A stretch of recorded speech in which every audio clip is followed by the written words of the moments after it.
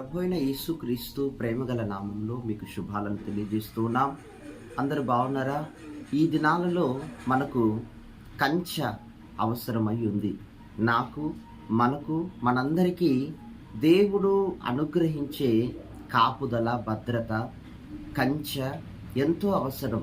ఎందుకంటే దుష్టుడైన అపవాదికి సమయము కొంచెమే అని తెలిసి ఎన్నో రకాలైన ప్రయత్నాలు వాడు చేస్తూ మనుషుల్ని ఎంతో దుష్టత్వములో, అపవిత్రతలో, దేవుని రాజ్యాన్ని పోగొట్టుకునే విధంగా, దేవుడిచ్చిన పిలుపు దర్శనాన్ని కోల్పోయే విధంగా భ్రష్టత్వంలోకి ఎంతో సింపుల్గా తీసుకెళ్తూ ఉన్నాడు. వానికి సమయము కొంచెమే అని తెలిసి మరి ఇవి అంత్య దినాలు, దుర్దినాలు, చెడ్డ దినాలు, దుష్టుడు ఆ విధంగా ప్రయత్నం చేస్తూ ఉన్నాడు. అంతేకాకుండా వాడు తన అనుచరులను ఏర్పాటు చేసుకొని ప్రజలకు ఎంతో కీడు, ఈర్ష్య అనే ఒక హృదయాన్ని మనుషులకు ఇచ్చి మనుషులకి పడకుండా చేసి వారిని చంపించే విధంగా ఒక నిండు ప్రాణాన్ని బలి తీసుకుంటూ మనుషులను చంపించే విధంగా మనుషుల మీదకే మనుషులను రేపుతున్నాడు ఈర్ష్య అనే హృదయం ద్వారా. అంతేకాకుండా మనం చూస్తున్నట్లయితే కీడు తలపెడతా ఉన్నాడు దేవుని ప్రజలందరికీ.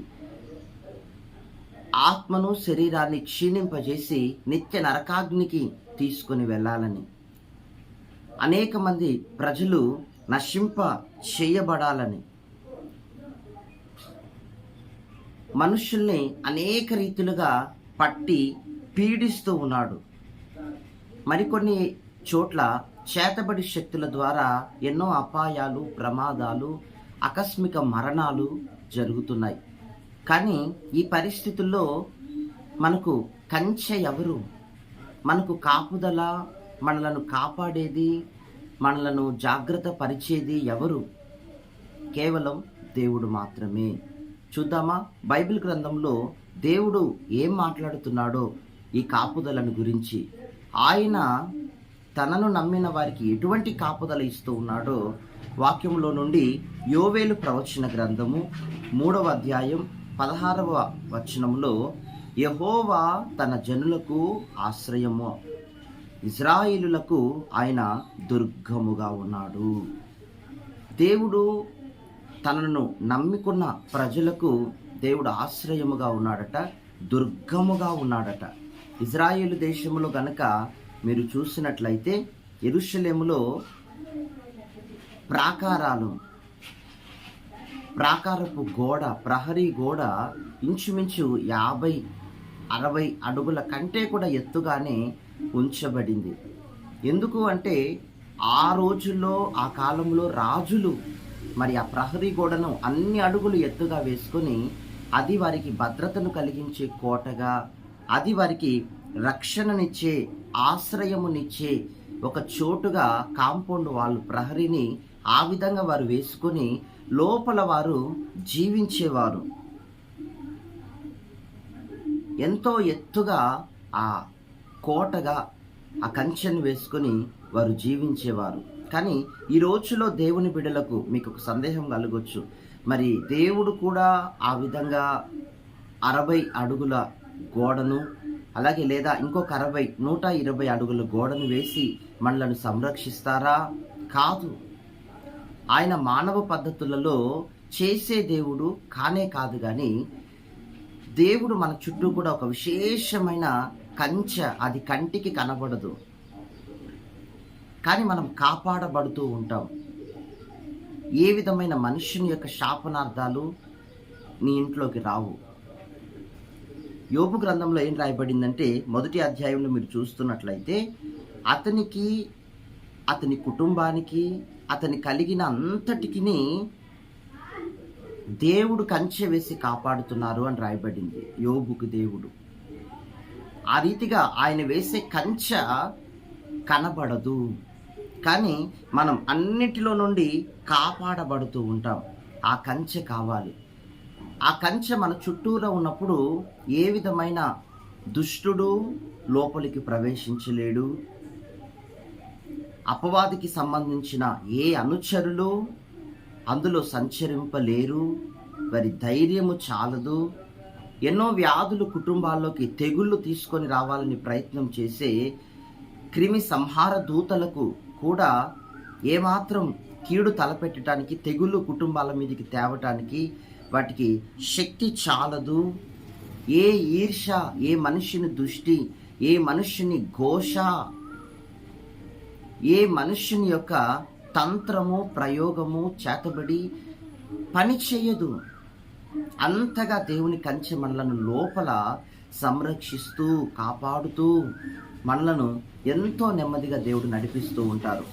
ఇలాగే ఒక దేశంలో ఒక మిషనరీ చెప్పిన మాట ఏంటి అంటే, వారు ఒకరోజు ప్రార్థిస్తూ ఉన్నప్పుడు దేవుడు వారికి ఒక విషయాన్ని బయలుపరిచారు. మీరున్న పాటున ఒక ప్రాంతానికి వెళ్ళి నా నామమును గూర్చి ప్రకటించాలి అని. వారు ఉన్న పాటను బయలుదేరి ఆ ప్రాంతంలో ఉండటానికి ఒక అద్దె గృహాన్ని తీసుకొని నెల రెంట్ పే చేస్తూ తమ కష్టం చేసుకుంటూ సేవను సాగిస్తూ ఉన్నారు. వారి నోట దేవుని వాక్యాన్ని వింటున్న ప్రజలు కోకొల్లలుగా మరి వారి ఇంటికి వెళ్ళటం, స్వస్థపరచబడటం, మేలులు పొందుకోవటం, ప్రజలు ఆ ప్రాంతంలో అలాగా మార్చబడుతూ దేవుని ప్రేమలో ఎదుగుతూ ఉన్నారు. అయితే ఆ ప్రాంతంలో ఉన్న మంత్రగాళ్లకు ఆ విషయం తెలిసి ఈ పాస్టర్ గారిని వెళ్ళగొట్టాలని, ఈ మిషనరీస్ని చంపాలని ఎన్నో రకాల ప్రయత్నాలు చేశారు. అయితే వారిలో ఒకటి భాగంగా ఒకరోజు వాళ్ళు కూటానికి వెళ్ళి రాత్రి పడుకొని మార్నింగ్ లేచినప్పుడు ఇంట్లో నుండి బయటికి వచ్చేసరికి గుమ్మం దగ్గర నుండి ఇంటి ఆవరణం అంతా కూడా కొన్ని వేల గుండు సూదులను ఏర్పరిచి కట్టి మంత్ర ప్రయోగం చేశారు. అది వారికి కొంచెం భయము అనిపించింది. చుట్టూ ఉన్న వారిని అడిగారు ఏంటి ఇది అని. ప్రక్కింటి వారు చెప్పిన సమాధానం ఏంటంటే, ఈ ఏరియాలో భయానకమైన మాంత్రిక శక్తులు ఎక్కువ. వారు ఆ మంత్రగాళ్ళు ఈ విధంగా గురిపెట్టి వేల కొలది ఉన్నాయి గుండు సూదులను పేర్చి వాళ్ళ మంత్రశక్తి ద్వారా ఇది మన బాడీలోకి పంపించి ఈ విధంగా అవి నొచ్చుకొని శరీర అవయవాలని డ్యామేజ్ అయిపోయి చనిపోయే విధంగా ఆ మంత్రశక్తి పనిచేస్తుందట. ఈ విధంగానే ఈ ఊర్లో ఉన్న కొన్ని జంతువులకి, మృగాలకు కూడా ఈర్ష్యతో ఈ విధంగా చేస్తారు. ఆ జంతువుల్ని చనిపోయిన తర్వాత కాల్చి వాటి బాడీని గమనిస్తే ఎముకల కంటే కూడా ఈ సూదులే ఎక్కువగా బాడీని ఆక్రమించి ఉంటాయి. ఆ విధంగా వారు మరణించటానికి, చంపటానికి ఈ విధమైన మంత్రశక్తులను ఉపయోగిస్తారు అని చెప్పుకొచ్చారు. నిజంగా దేవుని బిడ్డ, ఆ సేవకులకు ఏ విధమైన అపాయము కలగలేదు. ప్రభువు వేసిన కంచె ఆ విధంగా ఉంటుంది. ఈరోజు ఆ పట్టణానికే వారు ఆశీర్వాదకరంగా మారిపోయారు. అపోస్తుల పాదముల చెంతకు ఆ రోజుల్లో ఏ విధంగా అయితే ప్రజలు వచ్చి సమస్తము అర్పణలుగా అర్పించేవారో, భూములు, ధనము, గోల్డ్, విలువైనవి మరి దేవుని పరిచర్య నిమిత్తం ఏ విధంగా అర్పించేవారో, ఈ రోజుల్లో ఆ విధంగా ఆ మిషనరీ వారి యొక్క పాదాల యొద్దకు అనేక మంది ప్రజలు మంత్రగాళ్లతో సహా రక్షింపబడి బాప్తిస్మం పొంది దేవునికి సాక్షులుగా దేవుని ప్రేమలో ఎదుగుతూ ఉన్నారు. ఈ విధంగా ఆయన కంచె తన సేవకుల చుట్టూ వేసి ఉన్నారు. యేసు రక్తం చేత కడగబడిన ప్రతి వారి చుట్టూ ఆయన ఈ కంచెను వేసి యోపును కాపాడినట్లుగానే మనుషులను, సేవకులను, సంఘాలను, ప్రవక్తలను, అభిషక్తులను ఆయన కాపాడుకొనుచు ఉన్నారు.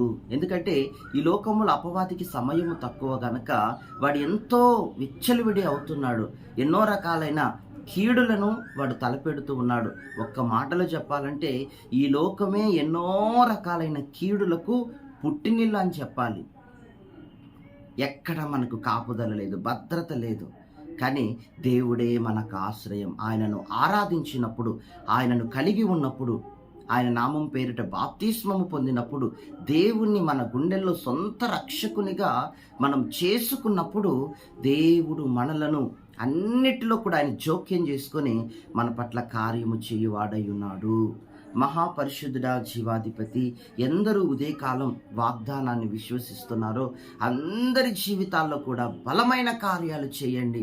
మాంత్రిక శక్తులు, ఈర్ష, ద్వేషం, అసూయ ప్రభా మనుషులలో క్రియ చేసి మనుషులకు పట్టకుండా చేసి దుష్టుడు ఎన్నో రకాలుగా వాడు ప్రయత్నిస్తూ ఉన్నాడు. వాని తంత్రములని బ్రేక్ చేయమని కోరుతున్నాం. ఇక యేసు నామములో అవన్నీ ఆగిపోవునుగాక. ఆ బలము, మాంత్రిక బలము చల్లారిపోవునుగాక. మీ శక్తి భూమి మీదకి దిగివచ్చునుగాక. మీ నామమును ఎందరూ ఆశ్రయిస్తున్నారో, మీ నామం పేరిట ఎందరూ మిమ్మల్ని సంప్రదిస్తున్నారో వారి పట్ల మీ కార్యాన్ని వెనువెంటనే చేయండి.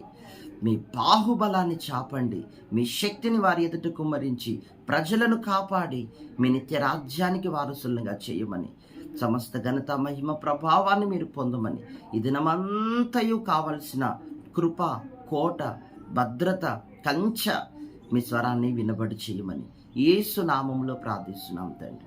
ఆమేన్. God bless you. దేవుడు ఈ విధంగా మిమ్మును ఆశీర్వదించును గాక. ఆమేన్.